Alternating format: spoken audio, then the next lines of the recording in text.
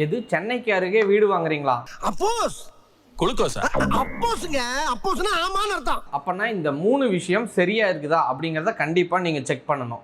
எந்த 3 விஷயம்னு பார்க்குறீங்களா? அதுக்கு முன்னாடி இந்த சேனலை சப்ஸ்கிரைப் பண்ணிட்டு வாங்க. ஸோ உங்களுக்கு தெரிஞ்சவங்களுக்குலாம் ஷேர் பண்ணுங்கள். இன்றைக்கி சென்னைக்கு பக்கத்தில் நிறைய லேண்ட் சேல்ஸ் ஆகிட்டே இருக்குது. அந்த 3 முக்கியமான விஷயத்தை இப்போ பார்க்கலாம் வாங்க.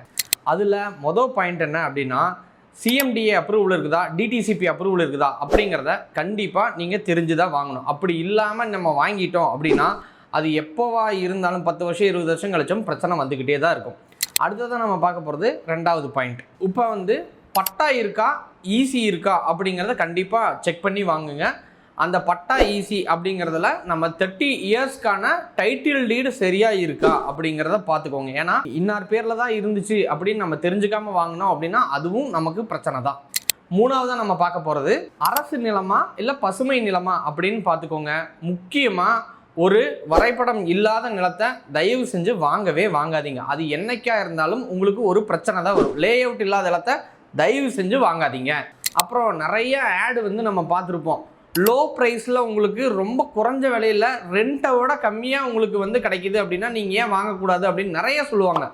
ஆனால் இது எல்லாத்தையும் ஒரு லீகல் ஒப்பீனியரை வச்சு செக் பண்ணுங்கள்.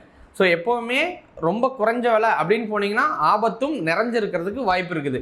அப்போ நான் மேலே சொன்ன இந்த 3 பாயிண்ட்ஸையும் கண்டிப்பாக செக் பண்ணி வாங்குங்க. ஏன்னா நிலம் அப்படிங்கிறது நம்ம கண்டிப்பாக அடுத்த தலைமுறைக்கு கொடுத்துட்டு போகிற ஒரு விஷயம்.